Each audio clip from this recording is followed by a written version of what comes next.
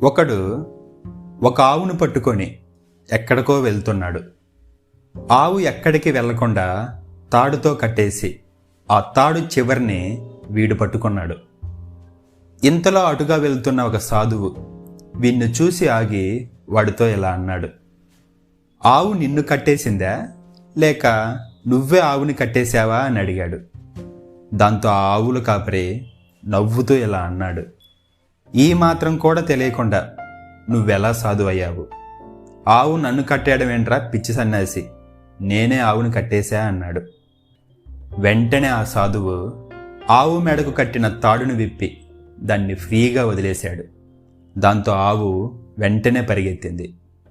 ఏమాత్రం ఆలోచించకుండా ఆవుల కాపరి కూడా ఆవు వెంట పరిగెత్తాడు. సో ఇక్కడ పాయింట్ ఏంటంటే, ఆవుల కాపరి అప్పటి వరకు కూడా ఆవే తన చెప్పు చేతుల్లో ఉందనుకున్నాడు.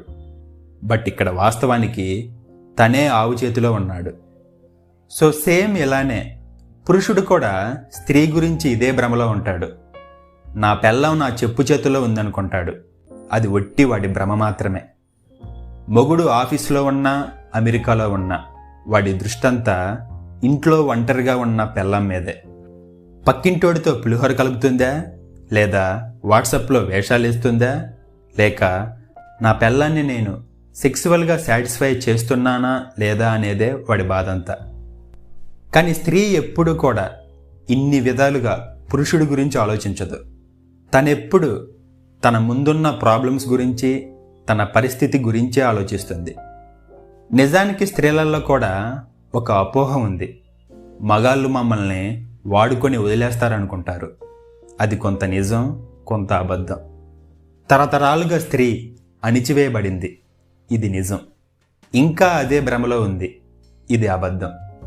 నీషే ఏమంటాడంటే, స్త్రీకి బిడ్డ కావాలి, అందుకు ఒక పురుషుడు అవసరం. సో మగాడనేవాడు స్త్రీకి ఒక సాధనం మాత్రమే. ఒకసారి మాతృత్వం పొందిన తర్వాత స్త్రీని అబ్జర్వ్ చేయండి. తన ప్రేమంతా ధ్యాసంతా పిల్లాడి మీదే. బిడ్డ పుట్టిన తర్వాత మొగుడిని దేకను కూడా దేకదు. అలాగే సహజంగా గొడ్రాలైన స్త్రీలను కూడా చూడండి. పురుషుడి మీద తనకి ఒక రకమైన యావగింపు ఉంటుంది. అలాగే నీషే ఇంకో మాట కూడా చెప్పాడు. అదేంటంటే, స్త్రీలనేవారు తమకై తాము తమలోని స్త్రీని ఉద్ధరించుకోవాలనుకున్నప్పుడు వాళ్ళు ఒక మెట్టు కిందకి దిగుతారు. పాపం ఈ విషయం మగాడికి తెలియక పెద్ద పోటుగాళ్ళలో ఫీల్ అవుతాడు. స్త్రీ మగాడి గురించి ఎప్పుడు ఆలోచించినా అది ఒక తోడు కోసం అవుతుంది. కానీ మగాడి ఆలోచన ఒక అనుమానంతో, బందీతో, కోరిక కలిగిన కామంతో ఉంటుంది. సో ఫైనల్గా చెప్పేది ఏంటంటే, ముందు చెప్పిన స్టోరీలో లాగా స్త్రీ ఆవు అయితే మగాడు ఆవుల కాపరి. ఆవును వాడుకుంటాడు కానీ వదిలేయలేడు. సో ఇక్కడ మగాడు కూడా అంతే. స్త్రీ తన చేతిలో బందీ అనుకుంటాడు, కానీ వాస్తవానికి మగాడే స్త్రీ చేతిలో బందీ. ఇంకొంచెం డీప్గా చూస్తే బంధం, బందీ అనేవి రెండు వైపులా ఉంటుంది.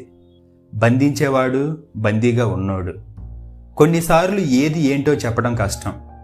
ఒక్కసారి మెడలో తాడుని విప్పితేనే ఎవరు బందీనో ఎవరు బంధించేవాళ్ళో తెలుస్తుంది.